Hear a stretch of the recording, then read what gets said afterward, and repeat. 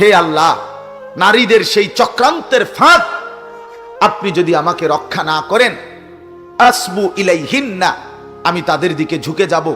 আপনি যদি আমারে দয়া না করেন, ওয়া আকুম মিনাল জাহিলিন, এই শব্দটা আবারও বলছি, আমি তখন মূর্খদের অন্তর্ভুক্ত হয়ে যাব। মূর্খদের, জাহেলদের, এখানেও তিনি বলছে, অর্থাৎ আমি তখন ব্যভিচারীদের অন্তর্ভুক্ত হয়ে যাব।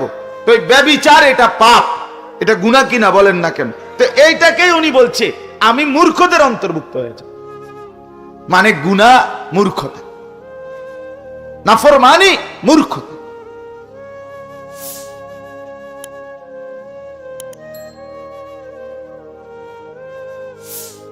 এজন্য ছেলেরা মানুষের বেডি চাইয়া মোবাইল টিপ্পা আর এই চুল পিছনের দিকে ফিরাইয়া খুব চালাক মনে করেন। এটার মধ্যে চালাকির কিচ্ছু নেই, খারাইয়া মুতার মধ্যে চালাকির কিচ্ছু নেই, বরং এটা কুত্তার জিন্দিগি। আর কুত্তার জিন্দিগি কোনো ভদ্র মানুষের পরিচয় হইতে পারে না।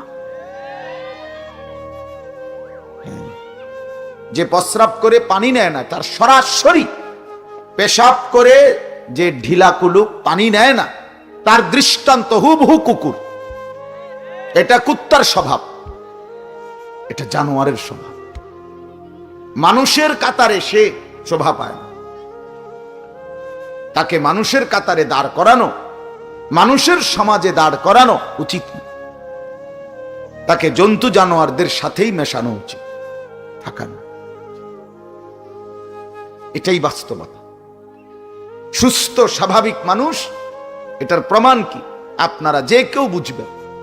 6 মাসের কোলের বাচ্চাও পেশাব করিলে সে চিৎকার শুরু করে তার হাফ প্যান্ট বদলাবার জন্য। 1 বছরের বাচ্চা কোলের, সেও পেশাব করে চিল্লায় তার হাফ প্যান্ট বদলাইবার জন্য।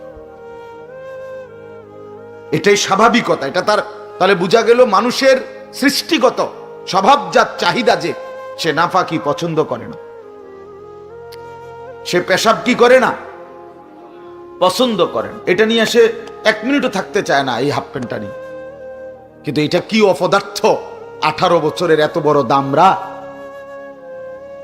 একটা বার পেশাব করে পানি নেয় না, এই সমস্ত পেশাবের ফোঁটা তার এই প্যান্টের মধ্যে জমা, এই দুর্গন্ধ নিয়ে এই অপদার্থে ভাত খায়, এটা নিয়ে সে নাস্তা খায়, চা খায়, এটা নিয়ে সে বিভিন্ন রকমের জিনিসপত্র খায়।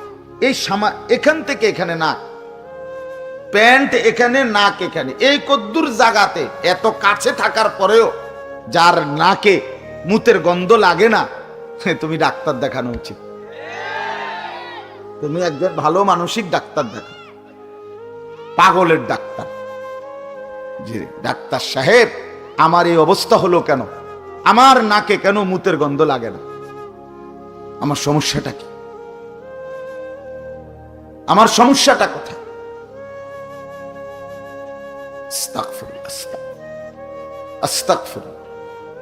এই জন্য আমি বললাম, বাপ, আল্লাহর নাফরমানি করে, আল্লাহর অবাধ্যতা করে কোনোভাবেই নিজেকে চালাক মনে করেন, চালাক মনে করেন। কোরআনুল কারীমের মধ্যে বারবার এই কথাটা আছে। প্রতিটা নাফরমান মূর্খ, জাহেল। ইমাম ইবনে কাসির রাহমাতুল্লাহ আলাইহি বলেন, কুল্লু মান আসাল্লাহ ফাহুয়া জাহিল। যে আল্লাহর নাফরমানি করে, আমি কিংবা তুমি, আপনি কিংবা সে, সেই জাহেল, সেই মূর্খ, সেই অজ্ঞ, সেই অজ্ঞ। কোরআনুল কারীমের মধ্যে আছে, ইউসুফ আলাইহিস সালামের 10 ভাই যখন ছোটবেলায় ওনাকে কূপে ফেলে দিয়েছিলেন, পরবর্তী জীবনে যখন ওনার সাথে পরিচয় হয়েছিল, মিশরের খাদ্য কিনতে আসছিল অভাব এবং দুর্ভিক্ষের সময়, যখন ইউসুফ আলাইহিস সালাম ওনার 10 ভাইয়ের কাছে ওনার পরিচয় দিছিলেন, তখন এই পরিচয় দিতে গিয়ে কথাটা উনি এভাবে জিগাইছিলেন 10 ভাইকে, হাল আলিমতুম মা ফাআলতুম বিইউসুফা ওয়া আখিহি ইদ আনতুম জাহিলুন। এইখানে আছে, ইউসুফ আলাইহিস সালাম ওনার 10 ভাইকে বললেন, ভাইয়া, এই যা তোমরা মনে পড়ে তোমাদের, যখন তোমরা জাহেল ছিলে, মূর্খ ছিলে, তখন তোমরা তোমাদের 10 ভাই মিলে তোমাদের ভাই ইউসুফ আর তার ছোট ভাই বিনিয়ামিন, এই দুই ভাইয়ের সাথে কি আচরণ করেছিলে যখন তোমরা মূর্খ ছিলে, মনে পড়ে? ক্বালু আইন্নাকা লাআনতা ইউসুফ। তখন 10 ভাই ভেবাচাকা খাইয়া গেছে, খাইয়েই বলতেছে, তাহলে কি তুমি আমাদের সেই ভাই ইউসুফ? ইউসুফ আলাইহিস সালাম বললেন, ক্বালা আনা ইউসুফ ওয়া হাদা আখি। হ্যাঁ, আমি ইউসুফ, আর এটাই আমার সেই ভাই, গত সফরে যারে আটকায় রাখছিল, এটাই আমার ছোট ভাই বিনিয়ামিন। কাদ মান্নাল্লাহু আলাইনা। ইউসুফ আলাইহিস সালাম 10 ভাইকে বললেন যে, ভাই শোনো, আল্লাহ আমাদের উপরে বারবার দয়া করেছেন, দয়াই করেছেন। তো এখানে আছে কি বাপ, যে যখন তোমরা মূর্খ ছিলে, তার মানে যখন তোমরা আল্লাহর নাফরমানি করেছ, এক অবুঝ বাচ্চাকে তার বাবার থেকে চিরতরে বিচ্ছিন্ন করার জন্য এক অবুঝ সন্তানকে যখন কূপে ফেলে দিয়েছিলে, এটা তোমাদের গুনাহ ছিল, অপরাধ ছিল। আর এই অপরাধটাই, এই গুনাহটাই তোমাদের মূর্খতা, এটাই মূর্খ। এজন্য প্রত্যেকটা পাপ, প্রত্যেকটা গুনাহ, কসম খোদার, এটা অজ্ঞতা, মূর্খ। এজন্য যার গুনার পরিমাণ বেশি, তার অজ্ঞতার পরিমাণও বেশি, তার নাফরমানির পরিমাণও বেশি। কোরআনুল কারীমে ওই ইউসুফ নবীর ঘটনাতেই আছে।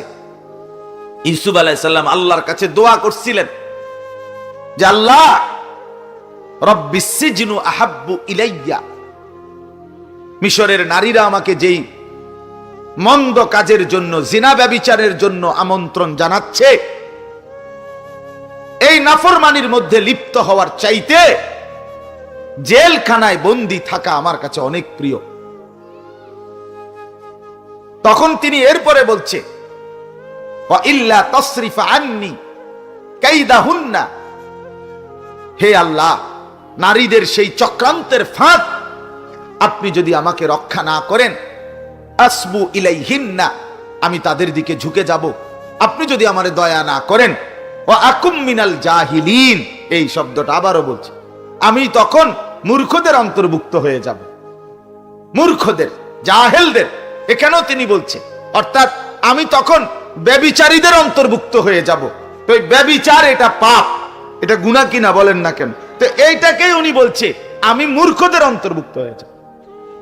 মানে গুনাহ মূর্খতা, নাফরমানি মূর্খতা।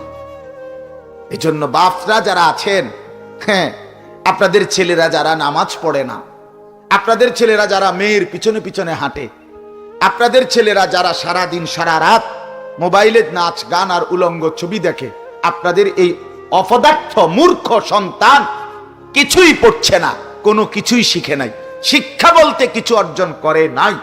ওই বাংলা, অঙ্ক, ইংরেজি, পদার্থ জীববিজ্ঞানের যেই বইগুলো পড়ছে, এগুলো দুনিয়ার কিছু চাকরি, ব্যবসা, ভাত মাছ খাওয়ার জন্য। এগুলো এটি না ফইরেও বহু কোটি মানুষ প্রতিনিয়ত খাইতেও আছে, ভোগও করতে আছে। বুঝেন নাই? এটাই বাস্তবতা। এগুলো এমনিই অর্জন হয়। ভাত মাছ চাল ডাল, ইট বালু সিমেন্ট, টাইলস বিল্ডিং, স্ত্রী ছেলে মেয়ে, বাজার সদাই, খাট পালং সোফা, ফার্নিচার, ক্ষমতা, পদ পদবি, নেতাগিরি, এ সব কিছু একটাও নাই এরকম। একবারে নেতা বলতেন যাই বলেন দুনিয়ার, এগুলো মূর্খ বকলম, নাম দস্তখত করতে জানে না, টিপসই দেয়, এরকম মূর্খ মানুষও অগণিত অর্জন করছে।